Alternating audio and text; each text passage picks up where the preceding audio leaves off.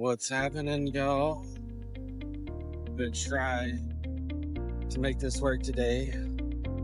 This is like the first time I've come out and haven't been able to make the video work due to coyotes not coming in, weather. Like you can see, there's a little bit of a front behind me here.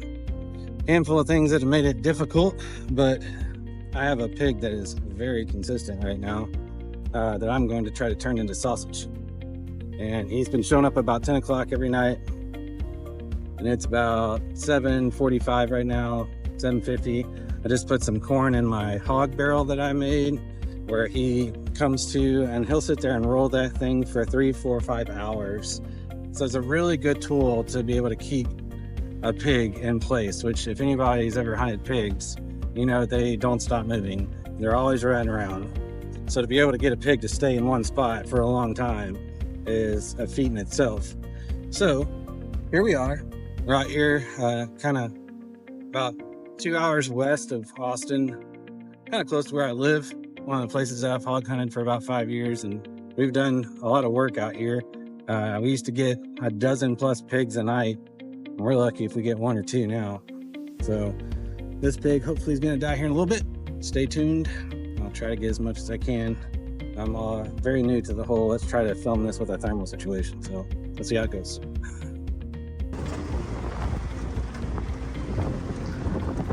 Go grab one more camera real quick. I forgot. But you can see it's a really pretty sunset out here, even with the weather coming in. So I try to keep everything pretty organized, at least where I can grab one container of stuff and have what I need. But I've got, these are really great little solar panels that keep everything charged. And then I've had really good luck with these cameras. They're like $100 cell cams, and overall they've been really good to me. So I'm gonna go set this up in another corner, put some corn down, see if it sends me anything while I'm here. This never happens.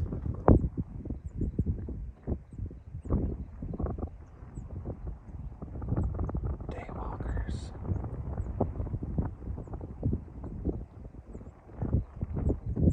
The wind is blowing right at them too, and somehow they haven't smelled me. I'm gonna see if I can get my gun ready and pop one off.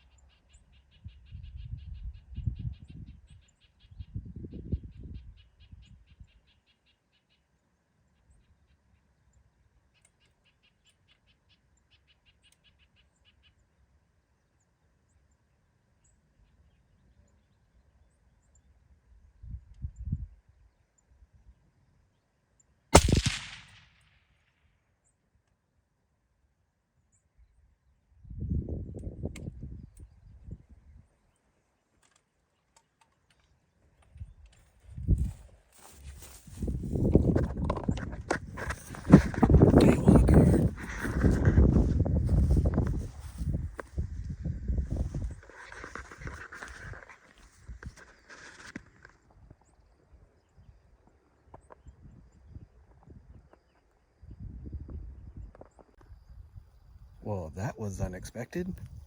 Wow. So I was just saying I was going to put a camera right down here along this fence line. We have both these properties here, and we noticed that they had been rooting right in here. So I was going to go put a camera, spread some corn, and lo and behold, we already had pigs right here. And that never happens. That's not the pigs that I was expecting to see, because that's further that direction. But one's already down, and it's not even dark. Like, this is great. This never happens. Daywalkers. We got the Radical 6.5 AGM Rattler. No, this is the AGM Varmint LRF. And use my trigger stick. The secret here is my buddy and I always use this, and he wasn't able to come today, so he let me take his electric side-by-side. All the difference in the world, because it's super quiet. They didn't hear me. I was 100 yards away, if that, with the wind on my back. Now, I'm a big proponent of any percentage that you can do to like better your odds. It's worth it. So like, I washed everything in non-scent, took a shower right before I came out here in a non-scent body wash. That proves that it works, because I was perfectly downwind right now from where those pigs were. They didn't budge. So we got one on the board. It's not even dark. It's a good day. Even if nothing else happens for this, we got one. So I'm going to be making sausage. First edit. I'm upwind, not downwind. So I had to think about it for a second. I was like, oh yeah, I'm an idiot. I'm upwind. So the wind is blowing directly that direction right now, and that is right where that pig is. So that's what I meant to say. Not downwind, upwind. Okay, I'm gonna go look at this pig, and then I'm gonna put the camera up, because I'm running out of light, and I wanna show y'all. Okay, it's no monster, but that right there is right where you wanna hit him. Give you a size comparison here. But right here is where their spine drops down behind their head. And so right here, you are going to drop them dead in their tracks, and you end up with a very humane kill. So that's what I always try to do, and it worked. Okay, I'm gonna get this one, put it on the side-by-side, haul over here, get the camera set up, maybe call in coyotes, and be ready for the pig that's gonna be coming in down the barrel. So, see you in a little bit. Kind of gives you a little bit better size comparison here, but not bad. Little cutters on it, nothing crazy. Good size sow though. Okay, I do have to get this cleaned pretty quick. I wanted to show y'all this gambrel that I bought, I don't know, 7 years ago, something like that. Has saved my butt when it comes to cleaning pigs. So, let's just go to the tree switch.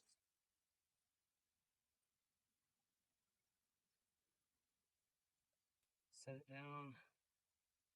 Oil's good. Okay. Make sure the ring is set.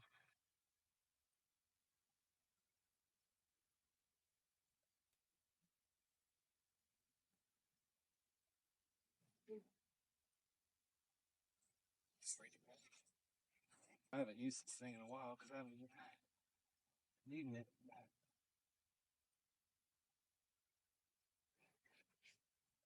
My ring, so it's sitting in the backyard and it's really dirty.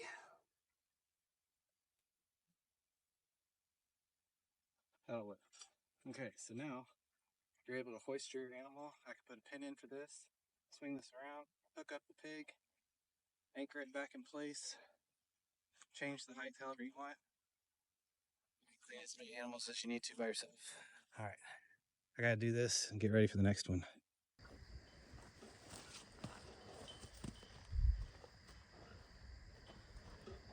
One more thing before I get started. These knives that I have are custom, and they are amazing. One of the sets that I use, the guy isn't around anymore. He's not making knives, but this is one of them. You can find this guy on Instagram. I'll put his link in the description, but he makes some awesome stuff. He has this one for me here, and just a basic good boning knife. I've used it on quite a few animals. The other ones that I have, this guy, like I said, isn't around anymore, but I really just love the handles and how sharp they are. But just a good one for getting into the small spots. And then the Skinner, a looks like this. Curved blade, so you can kind of get your finger in there and work on that. And that's what I use for cleaning pigs. I show you how to hoist this up, and then I'm going to cut this off to get it done.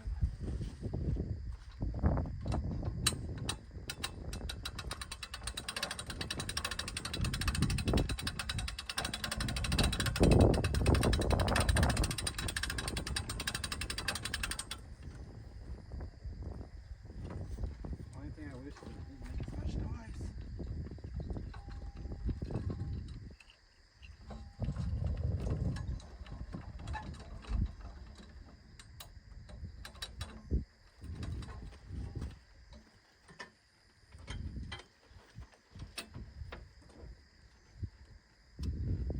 Also forgot my hanger, so I might have to flip them upside down. Not how I usually do it, but it's gonna work.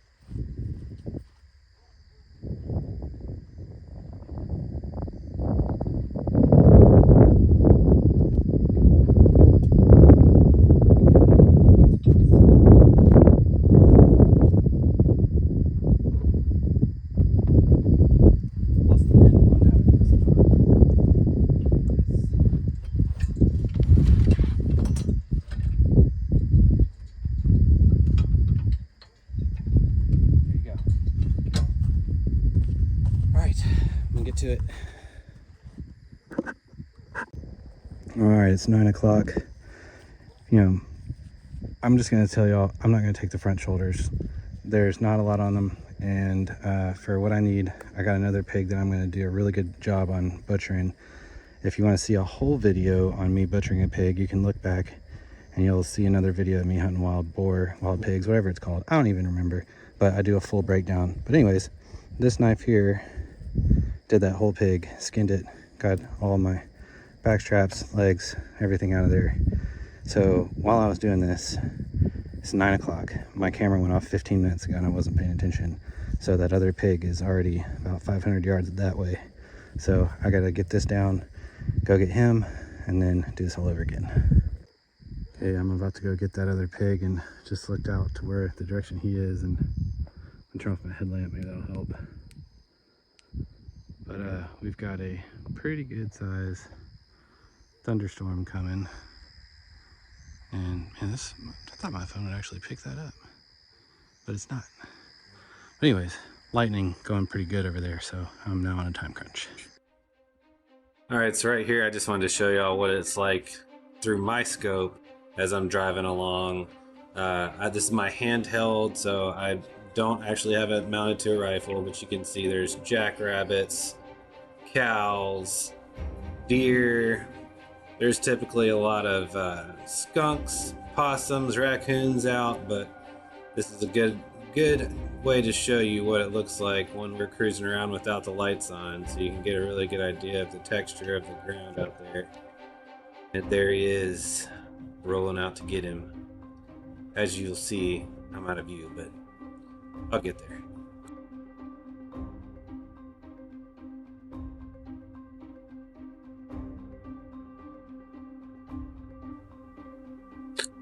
So here you'll see I'm switching through the different color palettes on my thermal, because the other one I had was a lot better image quality, so I was trying to figure out why, if they're very similar scopes, I could not get a good image quality on this particular scope, because it's a lot more expensive.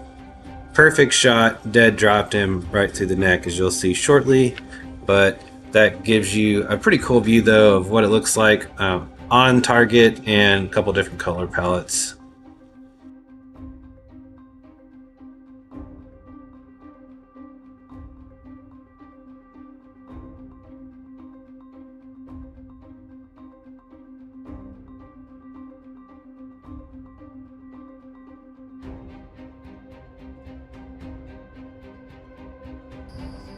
Okay, I got him. And I had my other thermal set up, watching the pig, and I thought that I was in view, but when I walked back, I couldn't see my rifle hanging on my tripod. So apparently I was out of view when I took the shot, but I need to be, you know, away from the wind because I'm still upwind right now. But anyways, let me give you a little, so just so y'all know what I'm doing, so you don't think I'm like looking at animals and stuff. I just have a scope that I use as a handheld on a battery pack, and then I have it in a bino harness, and I just mounted it to one of my tripods so that I could try to get the shot. Again, first time learning, I'm learning. But my other rifle, or where I shot, my other tripod is right over there. You can see, you know, and the pig from that point was about 78 yards. I did record on my gun, so you'll be able to see that. But another really good clean shot, dead dropped. So I'm gonna go pick him up, and I don't know if you can see it, but there is a vicious lightning storm right over that way. So I gotta hurry up, get this done, and get back to the house. All right, so here's the little water tank here. And here is the pig. There's my little barrel. My camera is on that tree right there. So it's dead.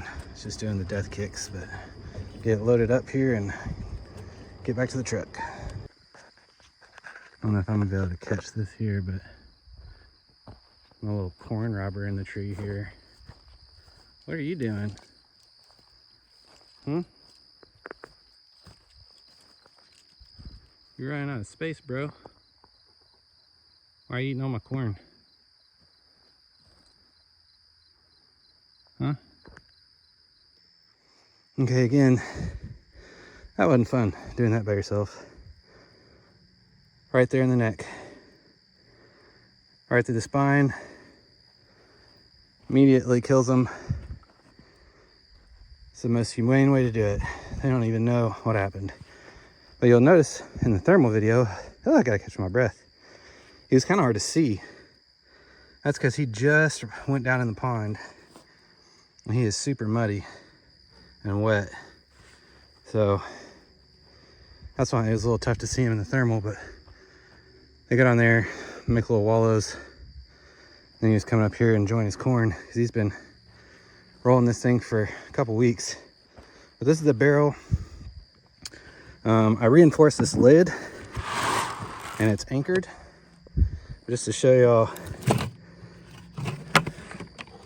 the lid's reinforced with some wood, and then this swivels, and then it just locks back on there, which I don't know if I can do one-handed right now, but anyways, that is a hog barrel, and it is a very useful tool when it comes to keeping pigs in one place, like I was saying, because a lot of times they want to roll around and just not stop moving. But this, with those little holes, I'll just kick it and root it around, keeps them occupied.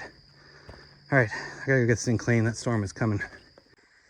All right, real quick, I'm gonna drive this over somewhere off the beaten path so I can finish cleaning and get rid of the carcasses. But this is what the rig looks like, thanks to my buddy Seth Hobbs, La Belle Fishing Guide Service. Y'all can see the striper fishing video I did. That's one of my best friends, and just wanted to say thanks for letting me borrow the side-by-side because it is clutch. Man, that is just all the difference in the world. But this is what it looks like on average. You know, I got a tripod sitting there, I got my thermal in here, and this thing is just dead quiet. And I can, once I get my pigs, then I put that on, drive to wherever I want to clean. But it's got racks up here for guns or tripods. It's just the ultimate vehicle when it comes to hunting these things. Just made all the difference in the world. We used to walk around or use my truck and drive around, and that right there is the game changer. So thanks, Seth. Time to clean pigs. Another important thing, this is like the cheapest cooler I've got, but it works for tonight. Ice non-scent, like husky, contractor bags. Put your meat in the bag, keep it dry, and then put the ice all around it. I'm going to put more ice on that once I get on the road, but that is a big thing when it comes to cleaning your animals. Always do that. Again, having everything in one container is really helpful. I've got gloves, knives, all the stuff I need to process the animals in there. So I'm gonna get in here, get some more gloves, get another bag, go clean this thing. All right, there's the pig hanging. Pretty good size. But I need to get in there and get the liver out first because I want to make some boudin. So I'm gonna do that, then get the skin in.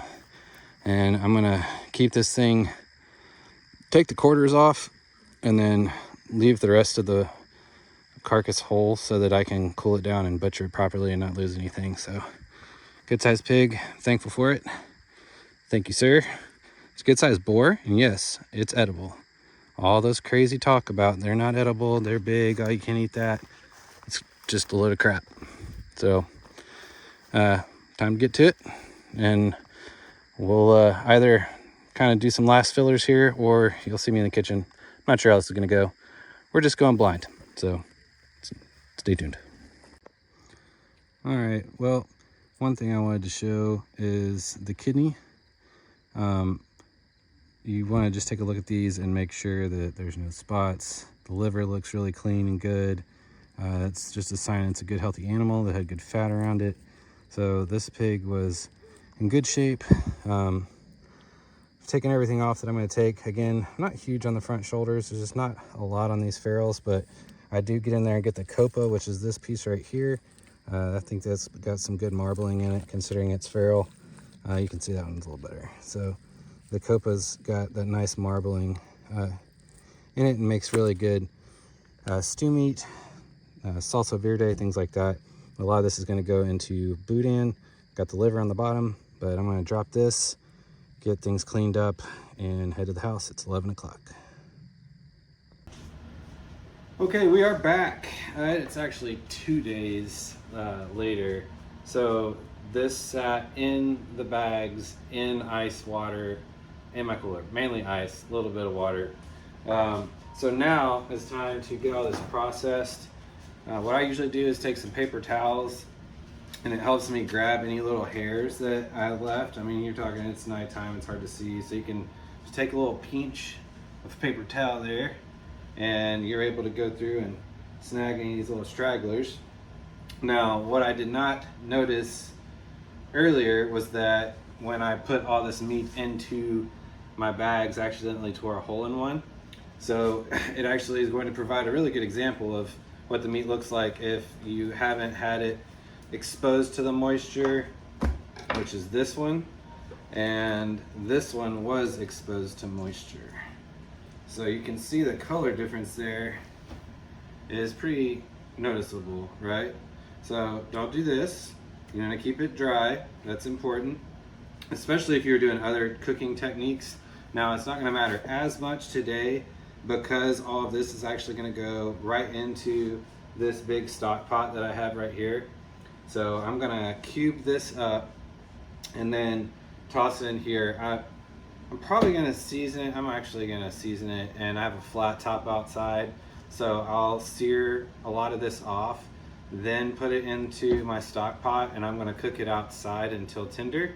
So we're making boudin sausage again, remember? So that is going to take 4 or 5 hours. Once I get all this slow cooked, I'm going to pull all this out, strain the liquid, use that liquid to poach off my liver and to cook the rice.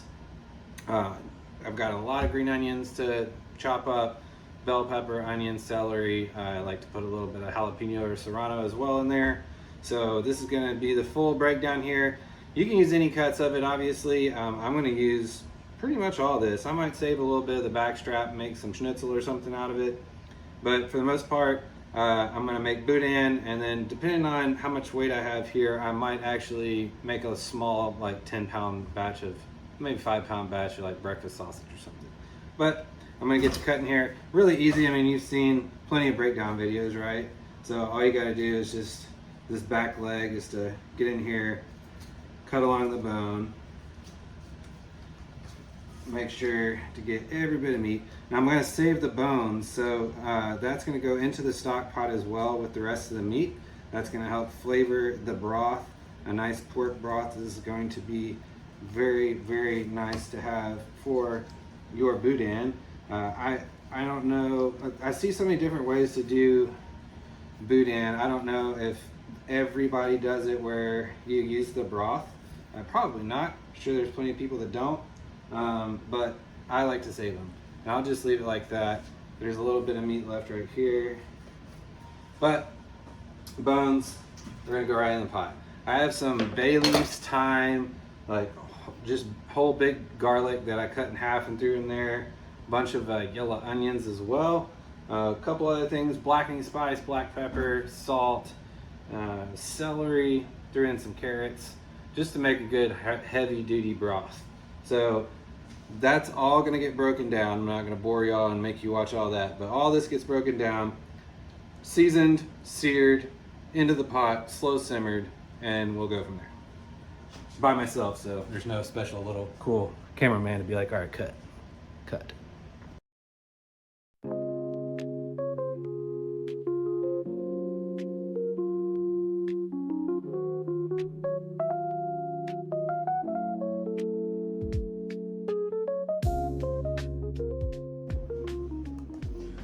All right, we've got everything cubed.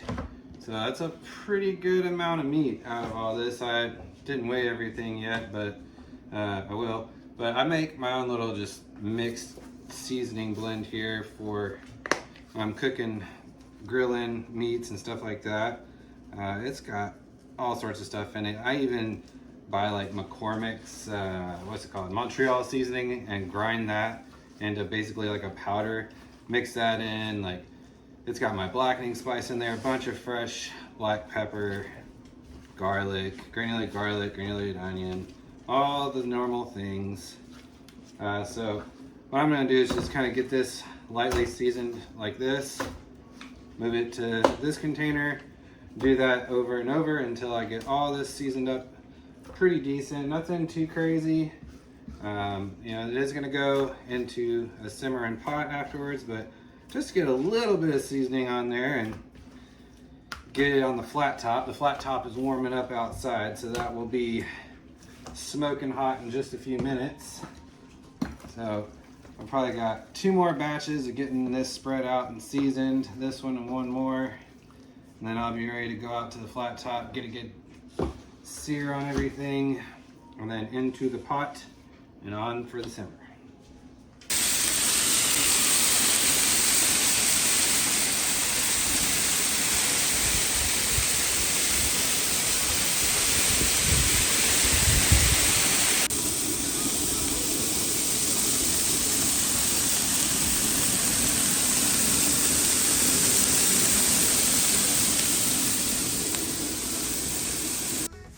Okay, it's been right at 3 hours. The meat is nice and tender. If you see when you pinch it, it'll just come apart. So now, oh gosh, Remington. That's what you get for having a Doberman. Liver going in. So I'm gonna turn the water back up to a boil just for a couple minutes, let that cook through. Once that's cooked through, I'm about to cook all the vegetables over here on the flat top, and then we'll make our rice after that. Just step by step. This is a long process, but worth it in the end. All right, cleaned up one mess. Let's make another, shall we? So, meat has been pulled out. I separated the liver here so I can add as much of that as I want because it is a strong flavor. Don't need it to be overpowering, but want it to be balanced. So I cooked off the Trinity, also added some garlic to that, and sauteed that down really well on my flat top. So that's ready to go in as well. Then I also took some of the pork and put it in my KitchenAid with the paddle attachment and just shredded it down, put a little salt to it, chopped up my green onions for mixing here briefly. This is all of the meat cooked and pulled from the cooking liquid. What I'm gonna do now is take that, grind it up, put it in here, mix all these things together. I'm actually gonna mix this in for the grind as well, the cooked vegetables. The rice is behind me cooking right now. So this could be done in a KitchenAid mixer to shred it all down if you wanted to, or you could get a food processor, shred the meat down nice and fine that way as well, or you can just run it through a grinder. So it just really depends on the end results you're shooting for. Me personally, I have a very large grinder, so I just figured why not go ahead and do that. Excuse me, because I forgot gloves. I'll go ahead and do that, and it's gonna make it a lot faster, and I like that texture anyways. I already have the right size grinder attachment. Made by me. So this sucker is a beast, and it's gonna make quick work of getting all this processed to the final stage. Once I get all this ground up and the rice is cooked, I'm gonna stir everything together, start seasoning, probably add some liquid back to it to get the moisture content appropriate, and that will be the finished product of Boudin. So instead of y'all just sitting here watching me grind all this, I'm gonna go ahead and grind all this up, get it all mixed together, and then kind of walk over the final processes.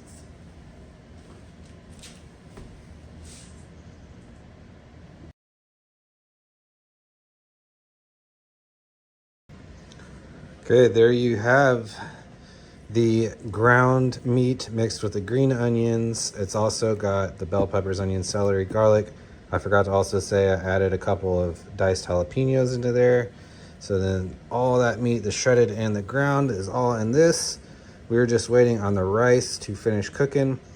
Once that gets done, then we'll mix all this together, put a little bit more moisture, and I'm just gonna use some store-bought chicken stock, to be honest. That way the flavor will just stay nice and mild. And yeah, that's about it. So I'm gonna show you all the finished product, and then I'm gonna show you how I like to eat it. All right, good morning, y'all. I finished up all the Boudin last night and packaged everything and called it a day. I ended up with 46 pounds of Boudin. So final stages here, I wanted to show y'all one of my favorite ways to eat Boudin, which is why I do it the way I do, and I don't case it, so I don't put it in a casing. As you can see here, I've got everything prepped out, getting ready. Got my little stove out here. We have electric inside the house and I hate it, so I will use this most days. But as you can see, I've got some patties here that I've formed, and I'm gonna take that and put it over some toast, and then fry some eggs. Put a little green onions on top of that, and a little hot sauce like Cristal. And it is my favorite way to have breakfast. So follow along, check it out, tell me what you think. Give it a try. If you do, you won't be disappointed. All right. Patties are going in. You want to get those just golden brown, crispy on either side. So obviously everything's cooked in the Boudin, right? But what you're doing is just getting a nice browning over the whole thing. And you know, I actually use a lid from like a big jar of like mayonnaise. I don't even remember, I've had it a long time, but mayonnaise screw-on jar, something like that. Take that, line it with plastic wrap, and then smash your patties into that, and it gives you a very, very consistent finished product there, and it fits perfectly on your bread.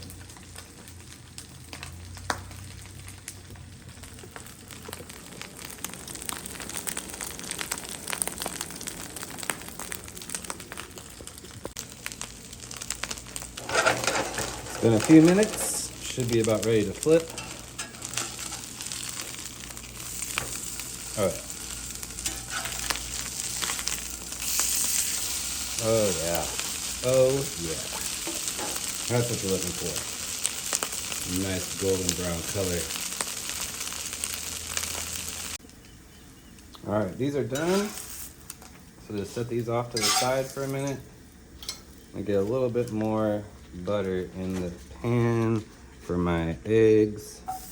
I like my eggs just barely over easy for this. As long as the whites are cooked through, that's all I'm looking for. Get a little of that brown butter action.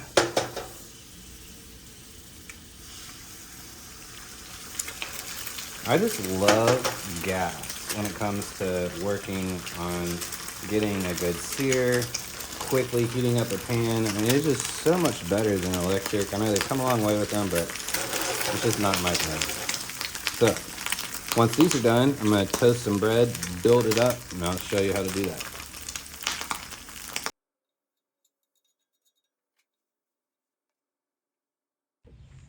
Okay, let's build this thing.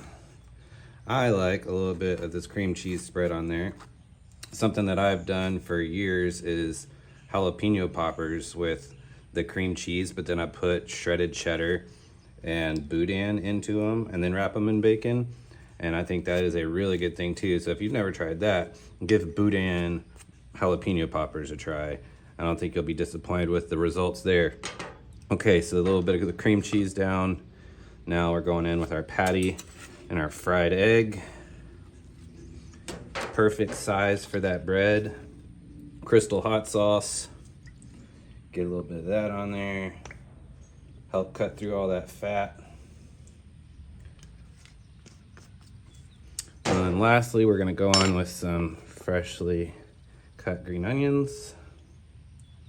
And that is what I like to call the Boudin breakfast sandwich. And that is my favorite way to eat my Boudin. Now we just gotta give it a try.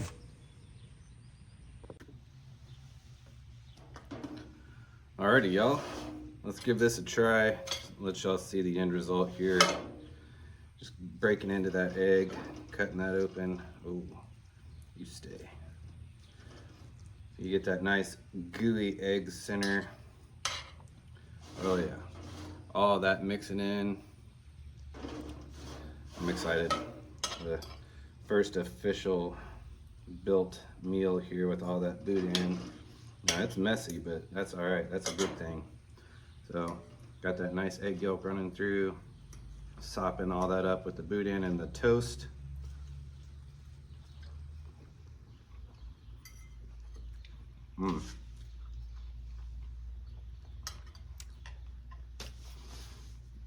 There's something special about getting your own food. So yeah, I made 46 pounds of this. Obviously, I'm not gonna keep all this. I'm gonna give some to my neighbor. Got a couple friends that want some. That's one of the joys of getting to hunt, right? Is you can be a provider for other people.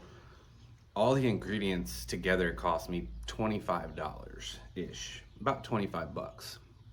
So it cost me, less than 50 cents a pound to make Boudin, and you're just not gonna do anything better than that.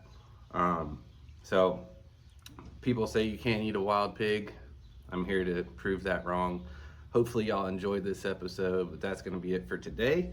I don't know what I'm doing next, but hopefully y'all come back and enjoy the ride with me. So thanks for watching. Leave a comment, subscribe if you haven't already, and I'll see you next time. Oh God. Maybe 2 was too much. I have to actually do stuff today.